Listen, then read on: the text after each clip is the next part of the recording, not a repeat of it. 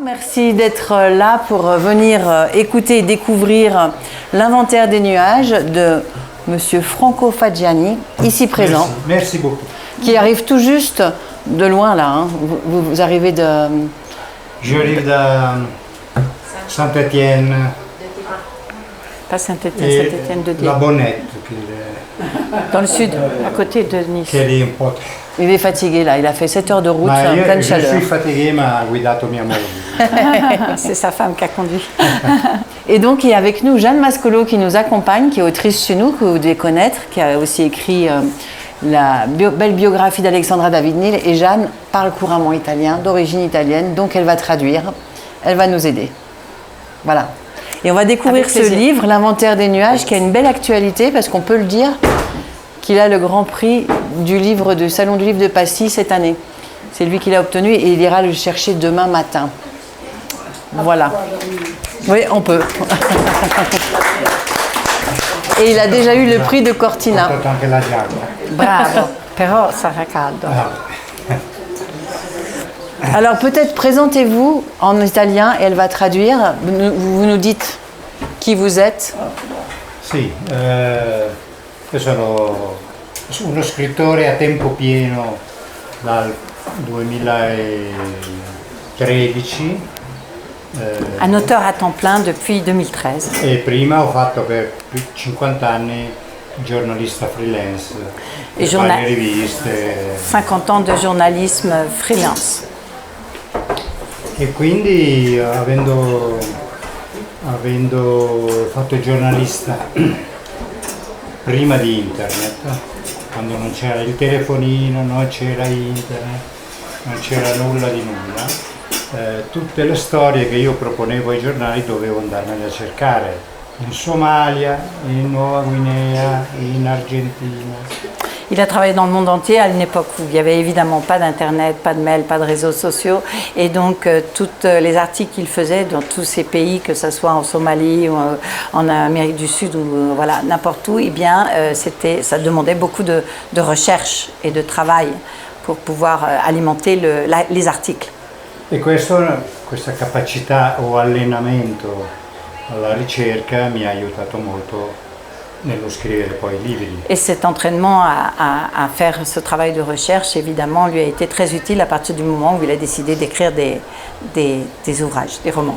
Perché tutti questi libri parlano, tutti quelli che ho scritto parlano di storie vere. Ils parlent tous d'histoires vraies.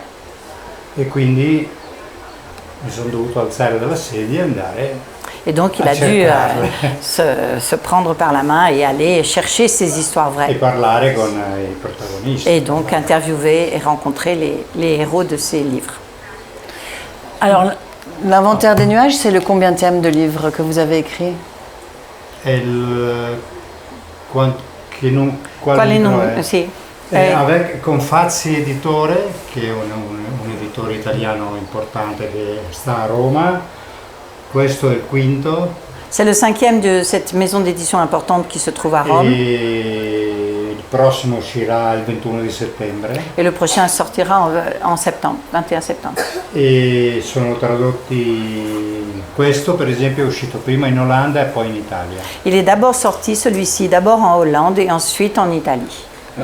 E perché? Perché il motivo è semplice, perché la Valle Maira, dove è ambientato questo libro, c'erano tantissimi olandesi. Pour la raison toute simple que dans cette vallée où se tourne le lit, enfin pas le film, mais où se passe le récit, eh bien c'est une vallée qui est pleine, habitée par énormément d'Hollandais. Ah oui. Justement, je vais en parler.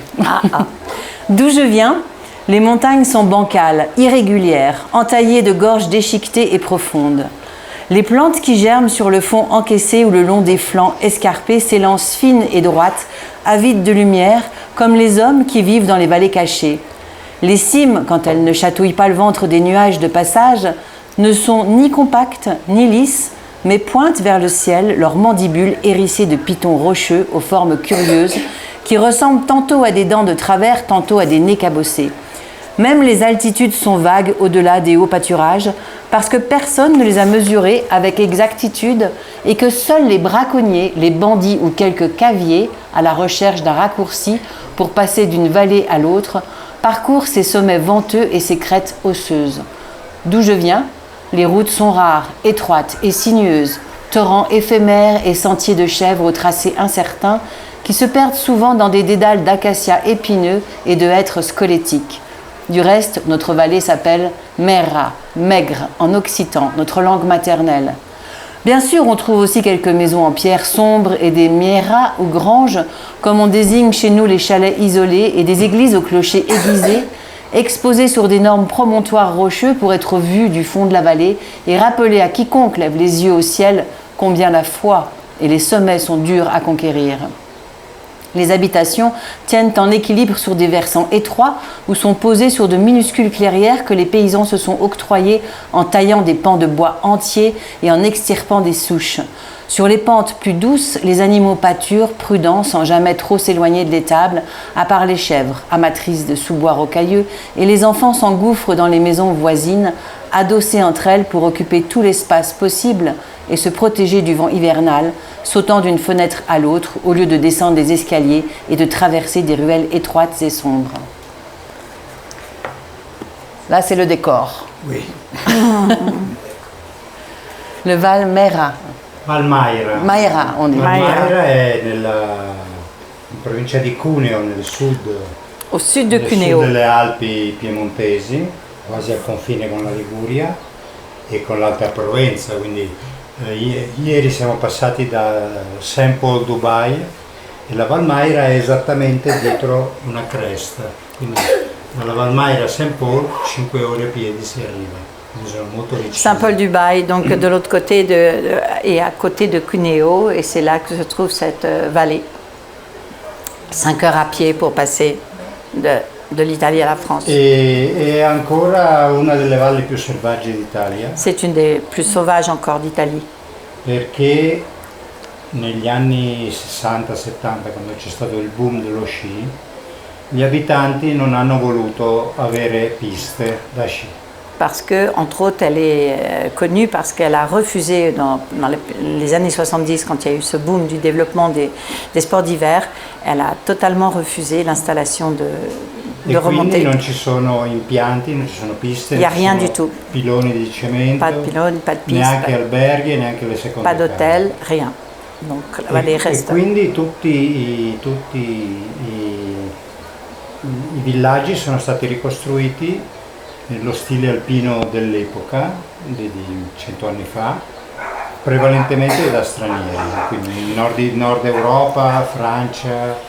Et ce sont particulièrement des étrangers du nord de la France et même des pays du Nord qui se sont investis pour restaurer les maisons et les rétablir dans le style du siècle passé. Donc elles ont un véritable cachet et c'est entretenu par ces étrangers qui vivent là. L'economia ha sofferto un po' all'inizio per questa mancanza di impianti. Évidemment, ça a fait une souffrance économique à ce moment-là, puisqu'il n'y avait pas de développement du côté. Però loro hanno saputo vedere avanti perché sono venuti questi stranieri, che i primi devo dire sono stati francesi anche perché erano vicini, tutti gli amanti delle randonnée, della bicicletta, dello sci alpinismo. Ils ont finalement su se retourner avec, entre autres, grâce aux Français, qui sont évidemment les plus proches voisins, le développement des randonnées, de la bicyclette et noi siamo stati la prima volta in autunno, quando ovunque è tutto chiuso. Abbiamo fatto fatica a trovare posto perché era pieno di turisti. Et même à l'automne, tout est fermé parce que les maisons ne sont pas habitées, mais malgré tout, ils ont eu beaucoup de mal à trouver où se loger parce qu'il y avait beaucoup d'étrangers. Alors, donc le livre, on a compris, se passe toujours dans cette région qu'on va découvrir avec le héros de ce livre. Mais ça se passe en 1915. L'année de mon retour dans le Val Maira, l'Italie entra en guerre. Il y eut quelques remous avant la vague de mobilisation, mais aucune secousse n'atteignit véritablement notre famille. Nous n'entendions presque jamais parler d'Annunzio, Cadorna, Battisti ou Mussolini, même pas de Giolitti, qui était pourtant de chez nous, de Mondovi. Le front, à ce moment-là, était très éloigné de nos vallées et on allait chercher la chair à canon dans les terres piémontaises du Nord, parce que c'est là que se trouvaient les ouvriers des usines de dynamite d'Alfred Nobel à Avegliana, et parce que la ligne de chemin de fer s'arrêtait à Bardonecchia. Pour arriver jusque chez nous, c'était une toute autre affaire. Même les mules avaient du mal à monter. Les officiers se faisaient enrôler dans les écoles de cavalerie de Pinorello ou de cavalerie légère de Saluzzo, ou encore à l'académie militaire de Turin. On allait chercher du côté de Vercelli ou de Novara les soldats qu'on envoyait dans les tranchées et les sapeurs, parce que leur habitude des rizières et des champs faisait d'eux, dit-on, de bons fossoyeurs. Parmi les recrues enregistrées au district militaire de Cuneo, les soldats les moins chanceux furent ceux qui travaillaient dans les grandes villes de la plaine où se trouvaient les usines, tandis que ceux qui venaient des montagnes furent épargnés. Nos gars, nous expliqua grand-père, qui se tenait toujours informé, ils les gardent au chaud ici, parce qu'ils sont souvent le seul soutien d'une famille nombreuse, et aussi pour des questions stratégiques. Ils connaissent bien les chemins, les vallées et les crêtes frontalières. Si les Français nous attaquaient, ils feraient d'excellents défenseurs, bien meilleurs que des militaires de carrière venus d'on ne sait où. Et puis il faut dire que par chez nous, les hommes entre 20 et 30 ans étaient déjà partis à l'étranger. Le plus souvent, il ne restait plus que des vieillards et des adolescents. Au début de la guerre, Desideria et ma mère se firent du souci pour moi, craignant de me voir appeler sous les drapeaux, malgré la distance qui nous séparait des combats. Mes grands-pères riaient de bon cœur de leur inquiétude. « Soyez tranquille, personne ne voudra d'un garçon comme lui, disait-il en me montrant du doigt. Il est à moitié boiteux, et puis quoi ? Vous me prenez pour un imbécile ? Je suis allé me renseigner au district militaire. Les fils uniques de mères veuves ne seront pas mobilisés. C'est écrit noir sur blanc dans le règlement. » Sì, era dunque il periodo della Prima Guerra Mondiale. La Valmaera era come tutte le valli alpine, quando cadeva la neve non si potevano più fare i lavori nel bosco, nell'orto, nei campi, con le mucche, eccetera. E quindi prevalentemente gli uomini partivano tutti nella stagione invernale per andare a lavorare fuori, prevalentemente in Francia in questo caso. Presque toutes les vallées alpines, eh bien, après, dès que la neige tombait, les hommes partaient pour aller, qui n'avaient plus rien à faire dans les champs, dans les pâturages, avec les troupeaux. Tous les hommes partaient pour d'autres endroits, entre autres en France, pour travailler. E con la guerra vicina portavano via anche i figli adolescenti. Ils emmenaient aussi avec eux leurs fils adolescents. E quelli che rimanevano Et ceux qui restaient partivano per la guerra come volontari perché la consideravano una grande avventura, perché uscivano dalla loro valle poverissima dove molte persone non erano mai scese neanche nelle strade di fondovalle, e quindi l'idea per questi giovani di prendere un treno, attraversare l'Italia, avere dei vestiti nuovi, avere un fucile che solo i nonni usavano per andare a caccia, vedere altre persone, mangiare dei cibi nuovi, era una grande avventura, anche perché si diceva, come in tutte le guerre, che durano solo poche settimane. Et donc ceux qui restaient, pour eux c'était une grande aventure que de partir, de prendre enfin le train, de sortir du bas de la vallée que certains ne connaissaient même pas, et pour aller porter un fusil autrement que pour aller à la chasse avec le grand-père, pour aller découvrir d'autres types de nourriture, et pour eux c'était la grande aventure, surtout que bien évidemment on disait que c'était une guerre qui ne durerait pas. Naturalmente i primi che arrivavano venivano subito messi nelle trincee e molti o morivano oppure venivano mutilati di una gamba o di un braccio, e questo per loro voleva dire morire, perché nelle valli così, se tu non puoi camminare o non puoi tagliare il bosco, non puoi fare, è impossibile vivere. Et les vallées si profondes, si étroites, dans ces vallées-là, si tu n'es pas capable d'aller, parce que tu reviens mutilé de la guerre et tu ne peux plus travailler dans les bois, avec les troupeaux et tout, c'est comme si c'était mourir, quoi. Ma Giacomo è più fortunato. Mais le héros a plus de chance. Il faut dire que le héros est déjà boiteux, Oui. qu'il a eu un accident quand petit en traversant justement de fenêtre en fenêtre. C'est aussi pour ça qu'il est... Bon, il a perdu son père, mais et aussi il est un peu Lui ha handicapé. due motivi per cui non Il y a deux raisons, voilà. Uno è perché appunto suo padre è morto e quindi Ouais. lui è figlio unico e non può andare per la guerra. E poi la seconda possibilità è che lui nei giochi da bambino, nel passare da una finestra all'altra, si era rotto una gamba, lì il medico non c'era, era stata aggiustata da qualche vecchia signora del paese. Donc boiteux, suite à un accident avec les enfants qui jouaient, et en plus fils unique ayant perdu son père, c'était deux raisons pour lesquelles il pouvait rester au village avec son grand-père et aider son grand-père. Toi, tu feras le cavier, parce que les cheveux restent encore la denrée la plus précieuse et que je ne voudrais pas que les femmes, là-haut, dit-il, le doigt pointé vers les montagnes, quelqu'un d'autre prenne leur butin.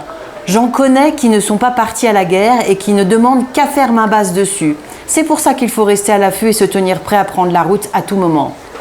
Mais moi, je ne suis pas cavier, moi. Je ne t'ai accompagné que 2 ou 3 fois. Foutaise, tu seras meilleur que moi. Tu as toutes les qualités requises. Tu es jeune, tu ne manques pas de distinction, tu parles bien, tu es convaincant et tu as le charme de l'étranger. Après les 10 années passées loin de ton village, tout le monde a oublié qui tu étais ici. Si tu ajoutes à ça un peu de gentillesse et de boniment, qui te viendront avec le temps, tu ne feras un parfait palacier. Il avait troqué le dialecte pour l'occitan, palacier, afin de donner plus de solennité au rôle, mais il s'agissait de même travail, arpenter monts et vallées cachés en quête de femmes aux cheveux longs et les convaincre de s'en défaire. Ma mère avait approuvé son discours. À écouter mon grand-père, je détenais un nombre de talents qu'il n'était pas commun de trouver réunis en une seule et même personne.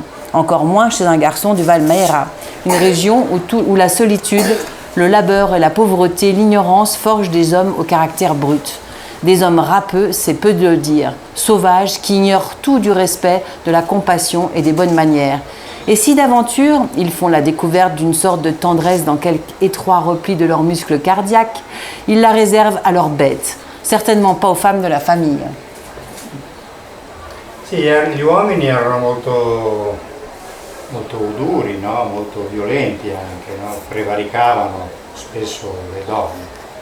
E questi che facevano il mestiere di raccoglitori di capelli usavano dei modi brutali a volte.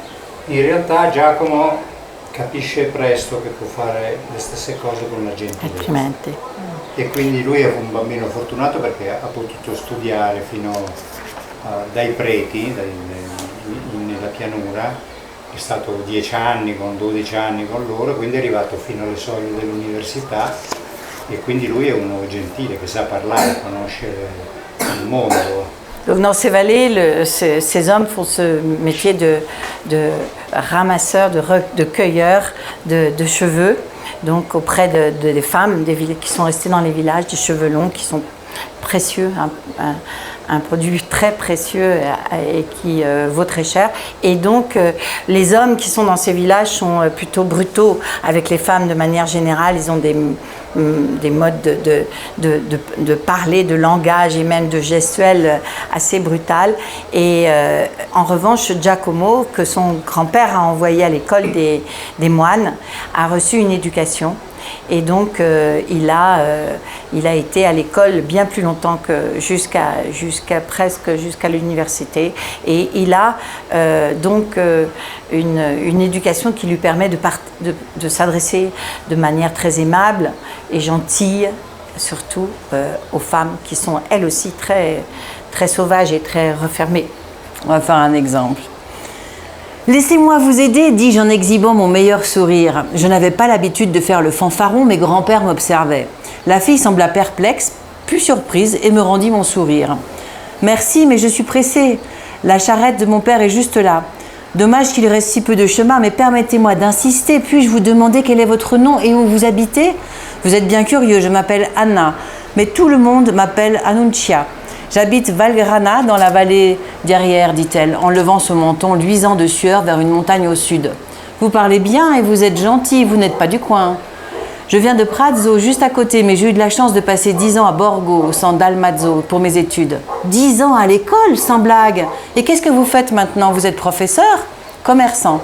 Mais bien sûr, quelle idiote. Avec votre beau costume noisette, ça se voit tout de suite. Et vous portez même une cravate. La jeune fille se mit à rire, puis après une pause, elle ajouta: mais vous n'allez pas faire le soldat à Valgrana? Il y en a plusieurs qui sont déjà partis, même mon frère. Cette dernière information avait été livrée avec une certaine emphase. Vraiment? Moi, je vois encore beaucoup de jeunes hommes dans les parages. La guerre est loin pour l'instant, à des centaines de kilomètres. Et puis, vous l'avez sûrement remarqué, j'ai une mauvaise jambe. Ah, alors vous êtes chanceux. Et oui, pas d'uniforme pour moi, mais je ne suis pas le meilleur cavalier au bal, ironisais-je dans l'espoir de la dérider. Entre-temps, nous avions atteint sa charrette.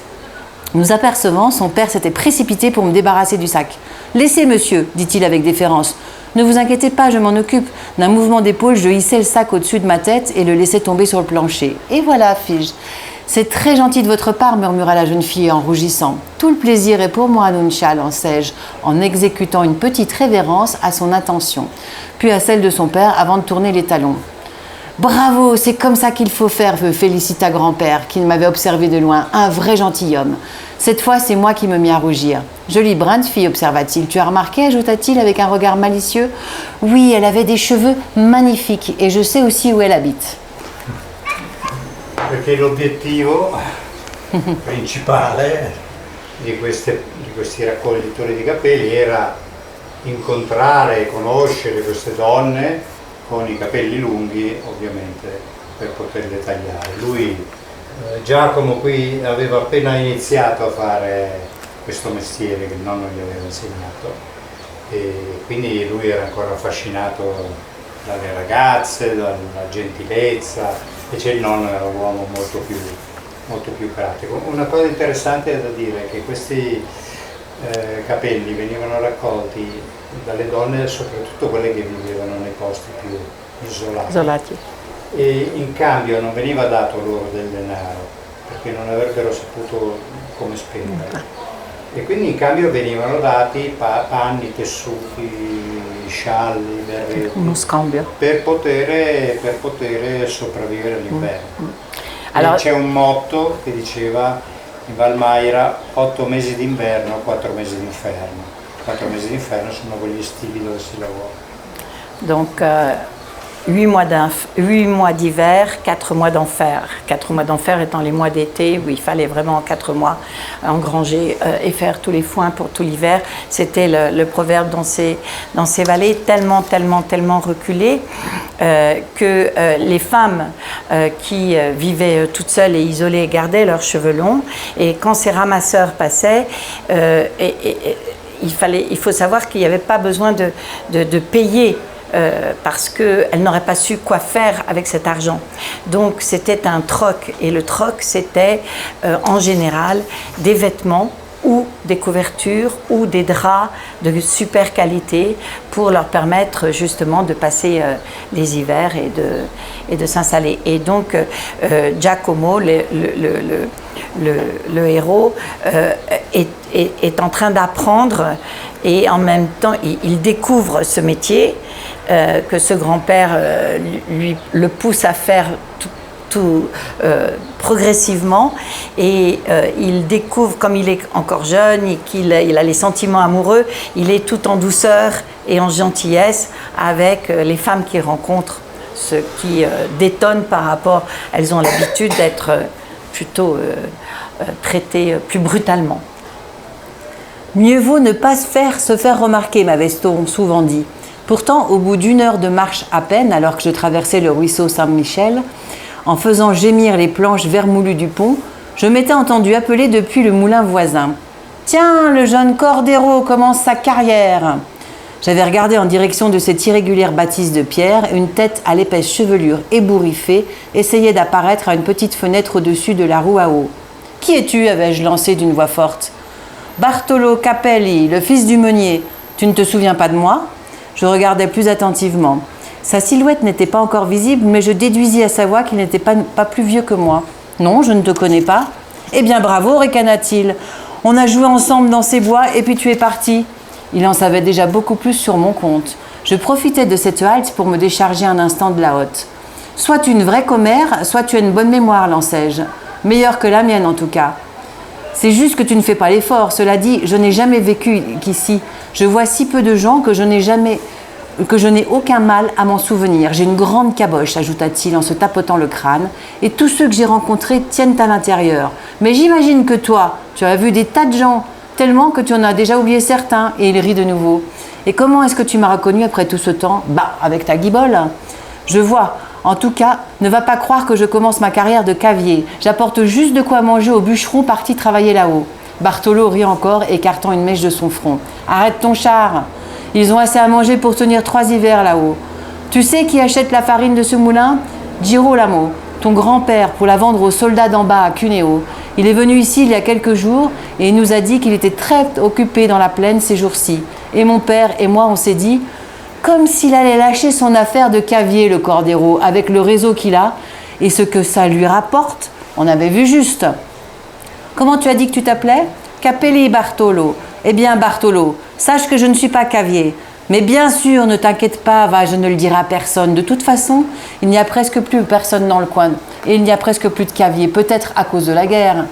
Mieux vaut éviter de crapahuter dans les montagnes par les temps qui courent. Et puis si ton grand-père apprenait qu'on a mouchardé, adieu moulin. Sì, i cavier, soprattutto i giovani naturalmente, cercavano un po' di nascondere la loro attività, di fingere, di non farsi sapere. E avevano addirittura delle mappe segrete di strade che conoscevano solo loro. E questo perché? Perché i capelli erano talmente preziosi, valevano veramente tantissimi soldi, che potevano essere rapinati, cioè, quindi quando andavano da queste donne ognuno aveva il suo carnet segreto e infatti la gentilezza del nonno verso queste donne non era una gentilezza d'animo come quella di Giacomo, ma è un opportunismo, come si dice, no? Per tenere le donne legate a se stesso, altrimenti sarebbero passati ovviamente degli altri cavieri.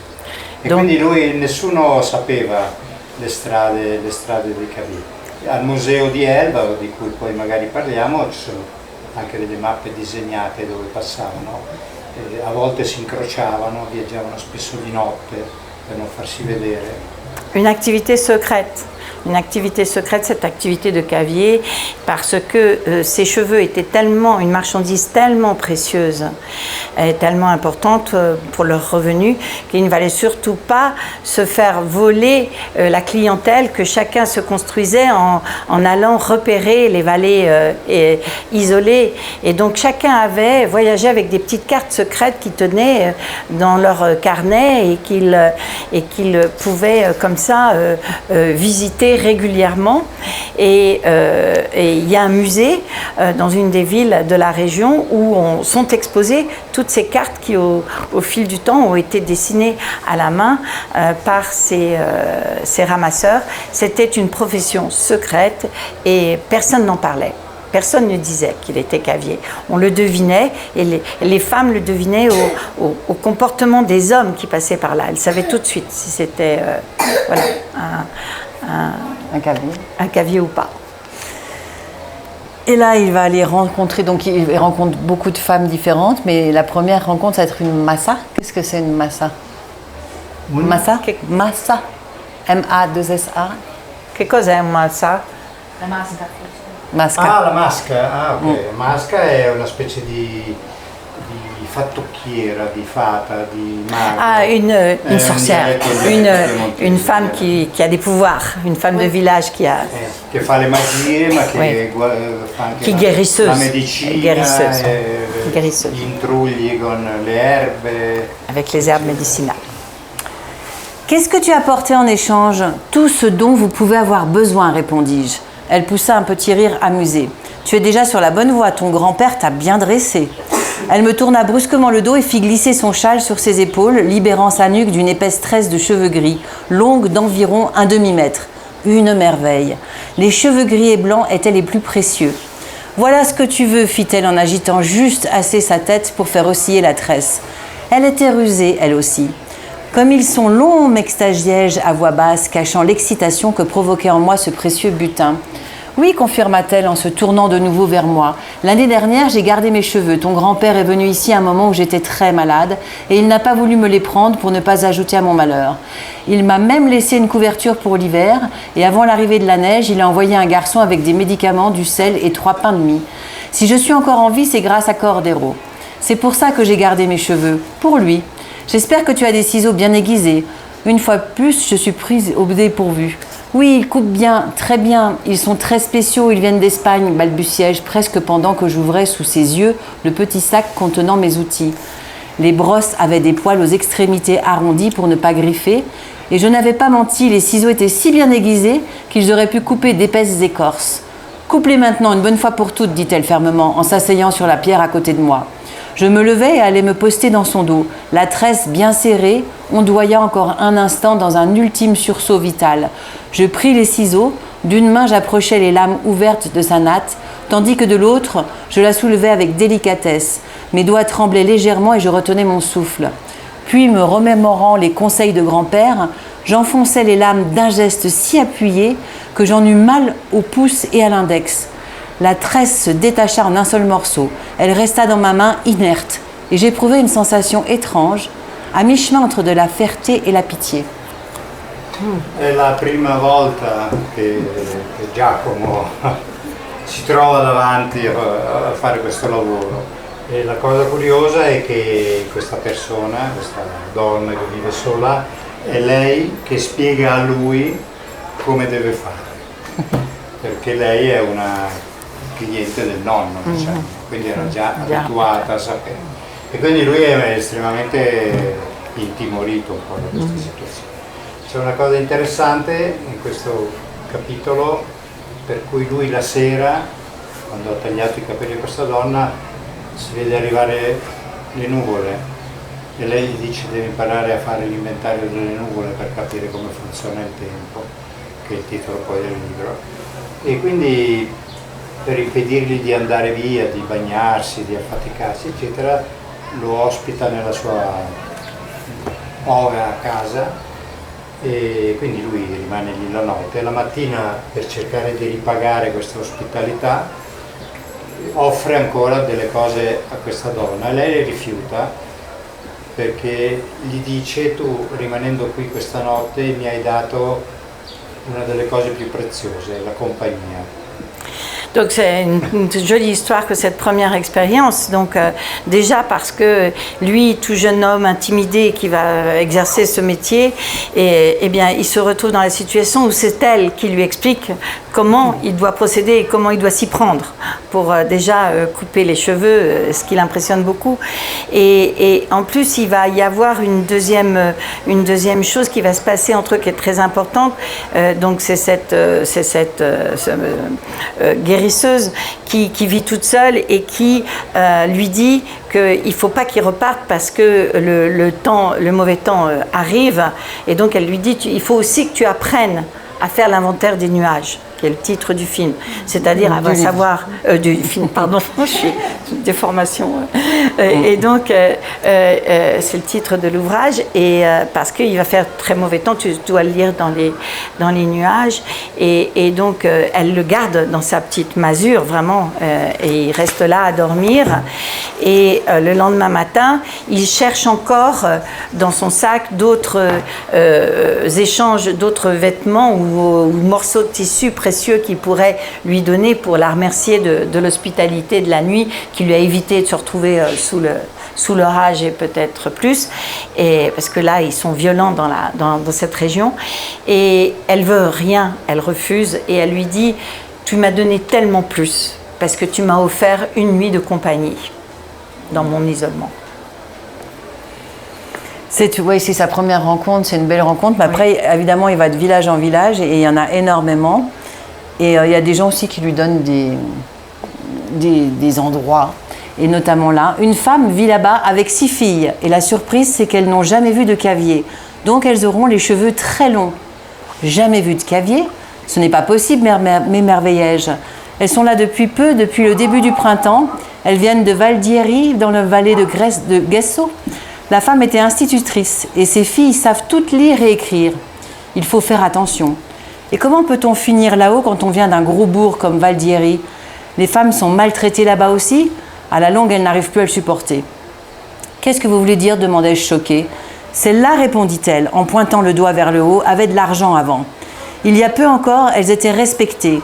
Leur homme a fait le rabatteur pour le roi Vittorio quand il venait tirer le chamois dans leur montagne, puis il est même devenu l'un des gardes-chasse de la cour. Salaire, vêtements, chaussures robustes et bois assurés tout l'hiver. Il avait aussi droit à un bon cheval et une bonne sellerie. Quand le roi partait chasser loin, il l'escortait en calèche. Nom d'une pipe! Et ensuite, cet homme était si doué que le roi eut recours à ses services pour d'autres chasses dans des vallées lointaines jusqu'à Aoste, où il séjourna de longs mois. Mais un jour, il engrossa une jeune villageoise, à peine plus qu'une enfant, qui donna naissance à un fils. Cet homme, qui avait toujours désiré avoir un fils, mais sa femme lui avait donné 6 filles. C'est pourquoi il décida de rester là-haut et de ne plus jamais revenir. La rumeur se propagea jusqu'à Valdieri, toute tordue des médisances que chacun ajoutait à sa convenance en la racontant à son voisin. Les pauvres filles, les pauvres petites, fit-elle, en se retournant vers le taillis, n'ont plus jamais connu la paix. Et voilà, elles ont quitté le village et sont venues se terrer ici, où personne ne les connaissait, loin du monde et des mauvaises langues. Elles ont remis en état de leurs mains une maison abandonnée. Questo è anche un episodio, se ne parla poi anche in altri posti, di questi uomini che se ne vanno, lasciano queste famiglie, e di queste famiglie numerose, qui avevano 6 bambini, ma 6 bambini era ancora poco, perché in realtà in montagna si sposavano molto giovani, non per amore, la parola amore non era contemplata nel dizionario della montagna, era contemplata la parola convenienza, oppure rispetto era già una cosa eccezionale, molto più importante dell'amore. Dans ces vallées, déjà, on ne se mariait pas par amour. Hein. Le mot par amour n'existait pas. On se mariait par convenance ou par respect. Cette espèce d'organisation, on se mariait très très jeune. Donc dans toutes les familles, il y avait énormément d'enfants. Là, il y a 6 jeunes filles, mais il y en avait encore plus. Voilà. E succedevano molti incidenti in montagna, no? Perché poi la guerra, poi i mariti sparivano, le mogli morivano, la valanga, il tronco che cadeva, e quindi rimanevano spesso uomini o donne soli con 5-6 figli ciascuno, quindi si risposavano tra di loro per convenienza, e quindi queste donne si ritrovavano in casa anche 10, 12, 13, 14, 15 figli, molti dei quali, quelli più giovani, nella stagione estiva venivano affittati, dati in affitto ai francesi per i lavori nei campi, e oggi sarebbe una cosa assolutamente incomprensibile. Allora erano molto contenti perché questi bambini mangiavano, si vestivano, e a Barcelonnette ogni giovedì c'era il mercato dei bambini, dove arrivavano a piedi dall'Italia. I bambini dall'Italia. Donc dans ces vallées reculées, donc avec en plus les maris qui disparaissent, la guerre et tous les avalanches, les accidents de montagne, les femmes se remariaient. Donc non seulement elles avaient parfois 6-7 enfants, mais ensuite il y en avait de nouveau toute une ribambelle.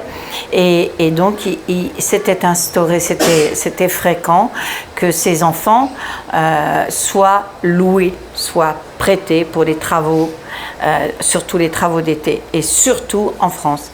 Et à Barcelonnette, il y avait le jeudi un marché aux enfants où on voyait arriver les jeunes enfants de l'autre côté de la frontière qui venaient donc pour être dans les familles françaises le temps des travaux d'été. Et en fait, on découvre beaucoup à travers les rencontres que fait ce jeune homme, et comme il parle beaucoup aussi aux femmes, on rencontre beaucoup de vies différentes, mais difficiles et misérables de ces femmes. Mais il y en a une dont il va tomber amoureux, on ne va pas tout raconter, mais Margarita. Voilà, qui fait partie de ces 6 filles. Non possiamo raccontare tutto. Non, on ne va pas tout raconter. Hein. Mais il y en a une, il va y avoir une histoire d'amour qui va se créer. Una cosa che cerco sempre di far capire che questo non è un libro su un antico mestiere della montagna, è un romanzo di formazione dove si intrecciano tante storie, quindi c'è l'amore, c'è la famiglia, c'è... C'est pas juste un livre qui rencontre de l'état des choses. Ha detto, a me i libri sui mestieri della montagna non mi interessano, se n'è andato via.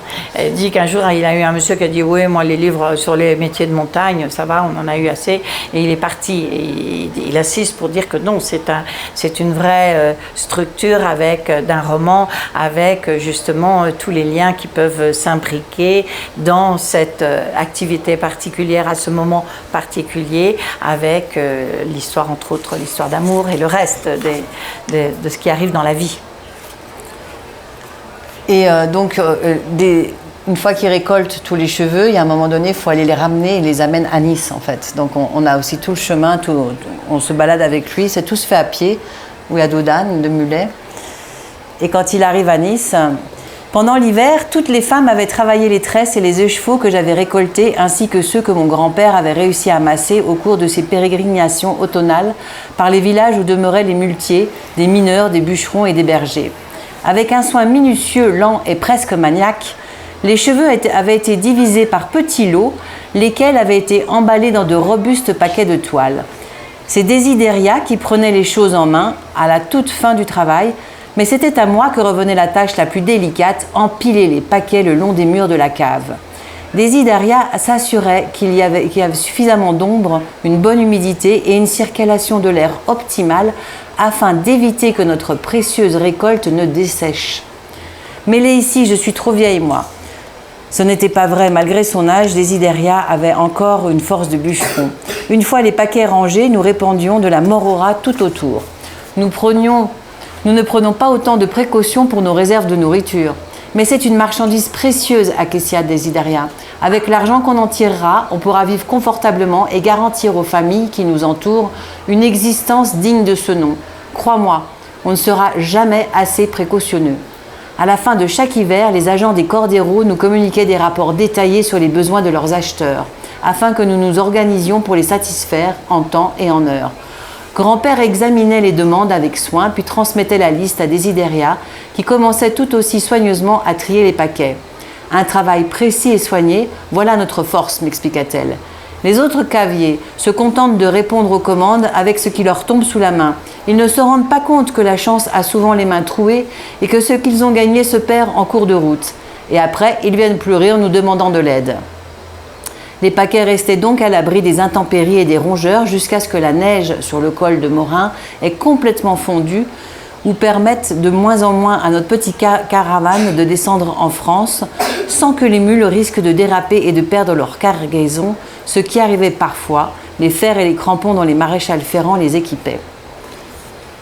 Sì, questi capelli appunto venivano lavorati durante l'inverno dalle donne, venivano lucidati, stirati uno per uno, poi riuniti in trecce, divisi per lucentezza, lunghezza, consistenza, quindi venivano nascosti e bisognava fare la guardia 24 ore su 24 ore perché altrimenti i topi che in campagna ci sono sempre mangiavano questo prezioso raccolto. Sous surveillance 24 heures sur 24. Donc non seulement ils étaient vraiment traités comme ça a été décrit, nettoyés, tressés, lissés, rangés en fonction des longueurs et tout ça, mais surtout il y avait une surveillance de 24 heures sur 24 pour éviter que les rats qui étaient partout ne les mangent. Donc il ne fallait pas les lâcher. E quindi quando la neve si scioglieva, perché tutto era regolato dalla neve, cioè quando cadeva la neve bisognava smettere di fare questo mestiere. Quando la neve si scioglieva sui passi alpini si poteva viaggiare, si riprendeva in primavera, diciamo, questa attività. E i Cordero portavano i loro capelli con i muli fino a Embrun, se ho pronunciato bene, Embrun, e dove lui, il nonno, aveva i suoi agenti di commercio. Lui li portava lì sotto la cattedrale e arrivavano i suoi agenti e quindi prendevano i carichi, quindi c'era chi andava in Spagna, chi andava in Germania e arrivavano fino a San Pietroburgo con i carri, Jusqu'à Saint-Pétersbourg. Donc ce grand-père Cordero, j'ai oublié de vous dire tout à l'heure quand il a fait une petite aparté pour dire que c'était de l'opportunisme, c'était pas que de la gentillesse, c'était une manière d'entretenir.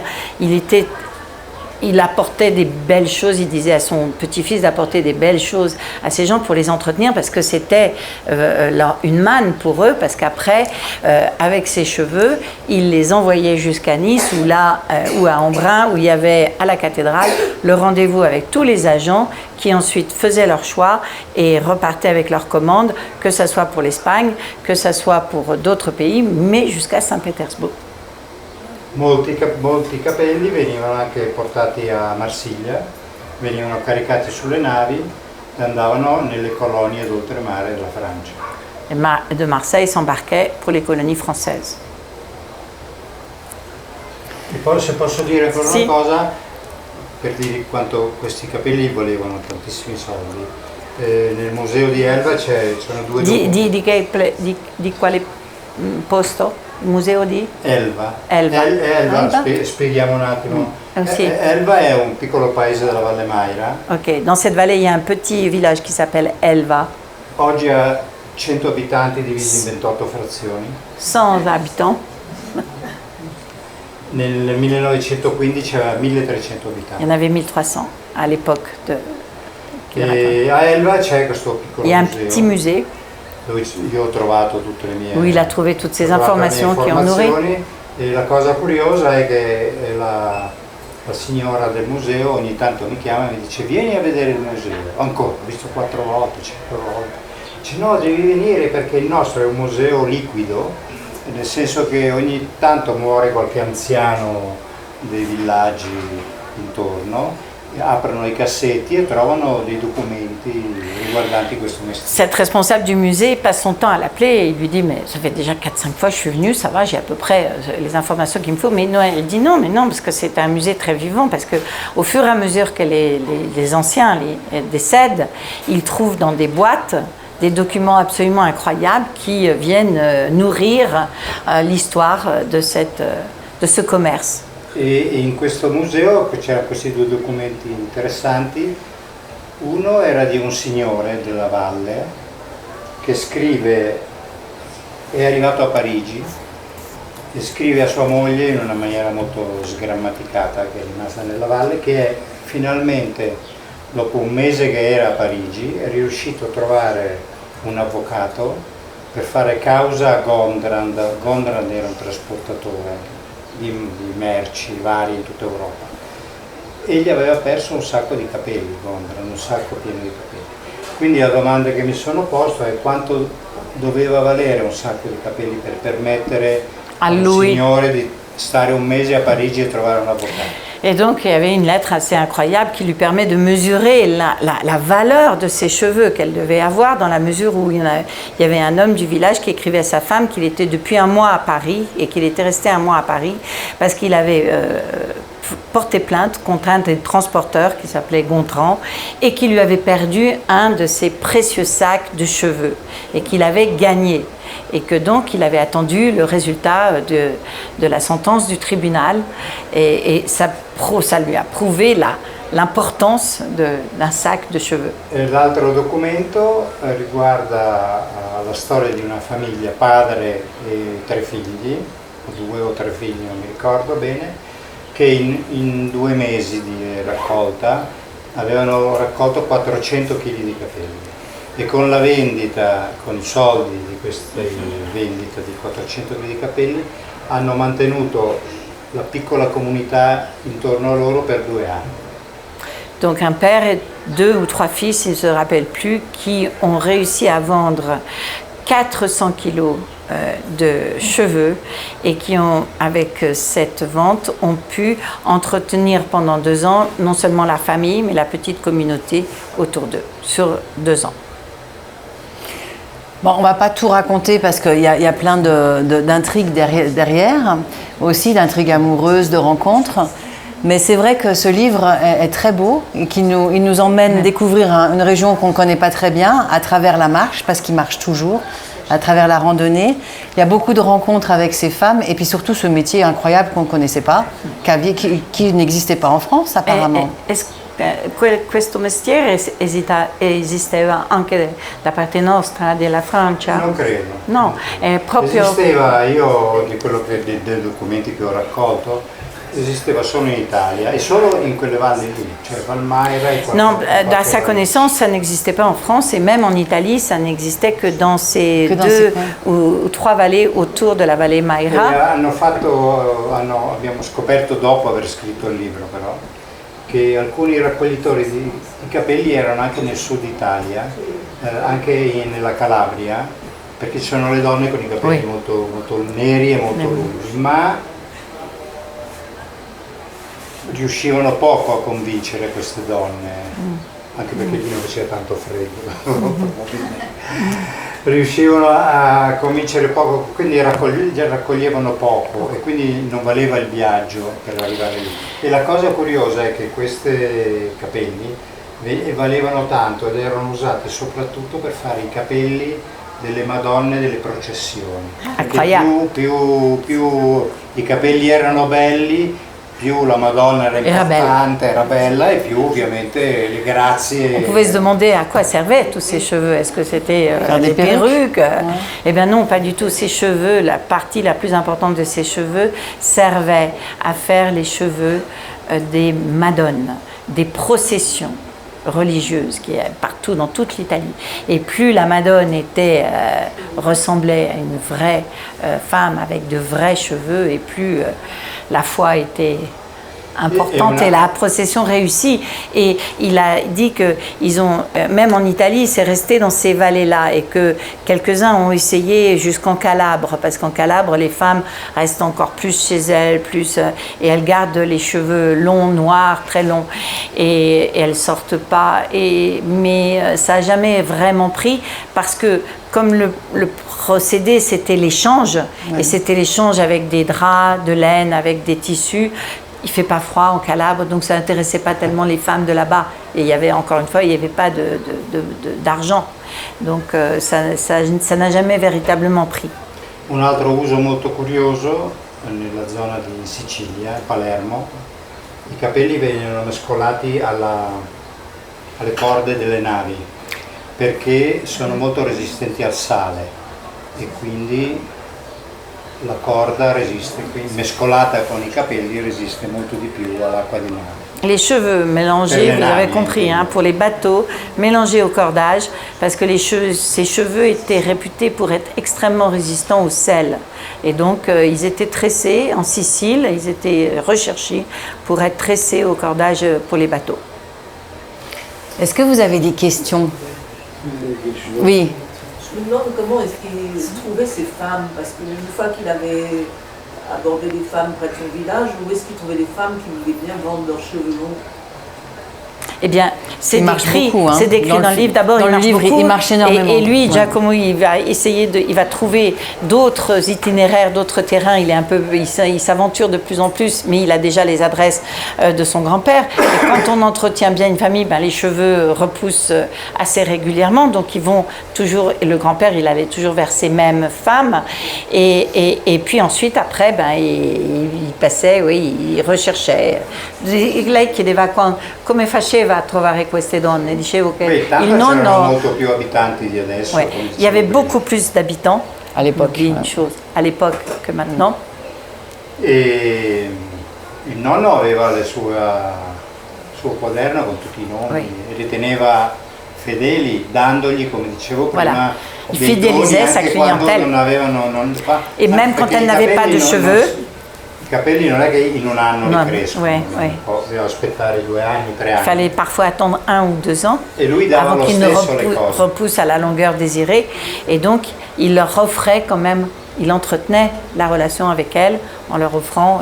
C'erano dei raccoglitori di capelli brutali anche lì, però non andavano dalle donne, andavano in pianura a raccogliere i capelli dalle suore, negli istituti religiosi e nei manicomi, perché lì nessuno poteva protestare. et ceux qui n'étaient pas comme eux véritablement, qui s'étaient spécialisés dans la montagne avec cette espèce d'entraide et même de connaissance des communautés, et puis il y avait un grand respect pour le grand-père, c'était des professionnels qui se lançaient dans les plaines avec rudesse et qui allaient chercher les cheveux directement dans des endroits où de toute façon personne ne pouvait protester et où ils les prenaient violemment, et c'était les asiles et les couvents. I capelli più, una cosa curiosa, se vogliamo, i capelli più che valevano di più erano quelli bianchi, ma non perché si potevano tingere, ma perché li portava la nobiltà. Et les cheveux les plus recherchés étaient les cheveux blancs, portés par la noblesse, non pas parce qu'on pouvait les teindre ou quoi, mais c'est parce que c'était les nobles qui portaient des cheveux blancs. Oui. Io vengo dall'Emilia Romagna, che è sempre stata considerata una regione retratta. L'Appennino si raccoglieva di Esatto. capelli. E ho molti ricordi di queste donne che tenevano questi capelli lunghissimi, che si ritagliavano pari, li tenevano nei cassetti. E io mi chiedevo, ma cosa tengono a fare? Eppure non volevano staccarsi da questo loro... Insomma, tagliare i capelli era l'ultima spiaggia, era perdere la dignità. Esatto. E quindi cercavano di tenerle quasi come fosse una reliquia. Et l'autre chose qui m'intéressait sapere, Attendez, on va peut-être traduire. Juste à cette dame dit qu'elle vient d'Émilie-Romagne, Attendez. et qu'elle vient d'une région où elle a connu, où elle a vu ces femmes se couper les cheveux et garder très précieusement dans des tiroirs ou dans des coffres ces cheveux, et que donc elle se demandait quand elle les voyait pourquoi elle se gardait si précieusement cela. Et l'auteur répond que de toute façon c'était vraiment le dernier pas, c'était la dernière chose à faire que de les vendre, ces cheveux, parce qu'on les gardait comme, c'est la partie du corps qu'on garde comme une relique, mais que là dans ce roman les femmes le faisaient par nécessité. L'altra curiosità era se nel frattempo qualche locanda fosse mai sorta in questo paese.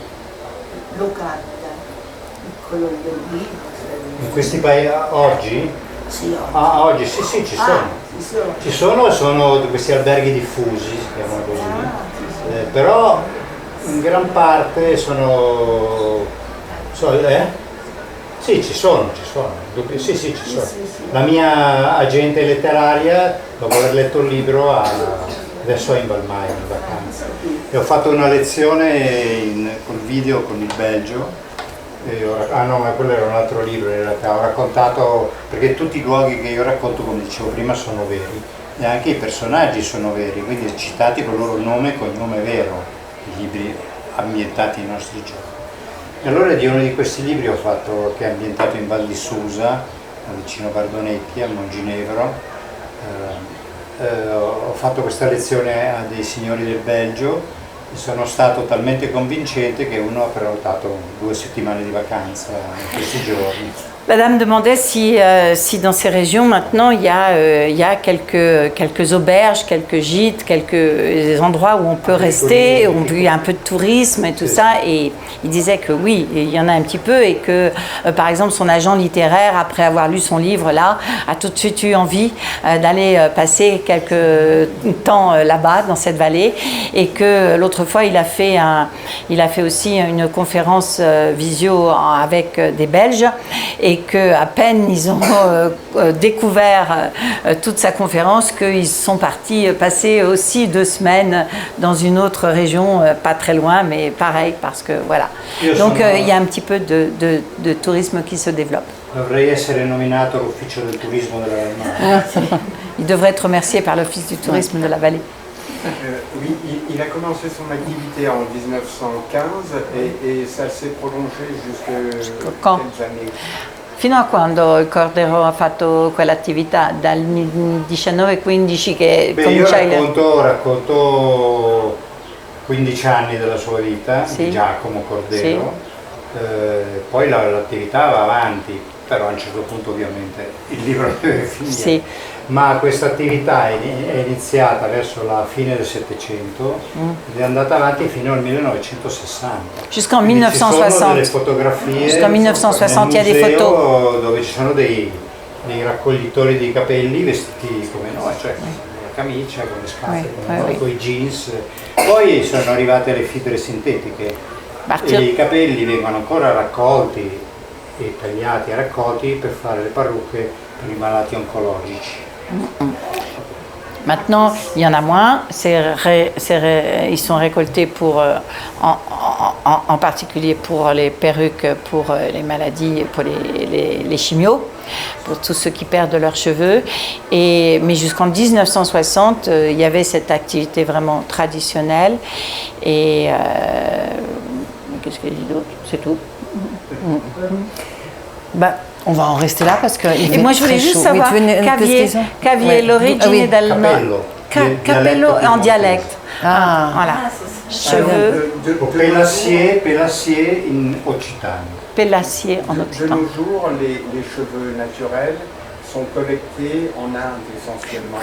Et là, les dames les vendent pour des raisons économiques. Oui. Vous avez vu peut-être ce film qui est tiré d'un livre qui est sorti récemment cette année, La Tresse, justement. Oui, tout à fait. En Inde, où elles ont des cheveux magnifiques.